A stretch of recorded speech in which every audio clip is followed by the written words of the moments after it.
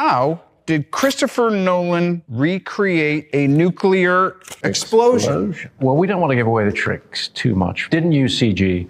Try to come up with methods from the visual effects and special effects department that were very small, microscopic things that look huge, but then also some giant big bangs out in the desert that were pretty spectacular to live through. And that is how you give an answer without giving an answer. Is Christopher Nolan a physicist? No, I am not a physicist. I've always been interested in physics, and I've done a lot of films that involve looking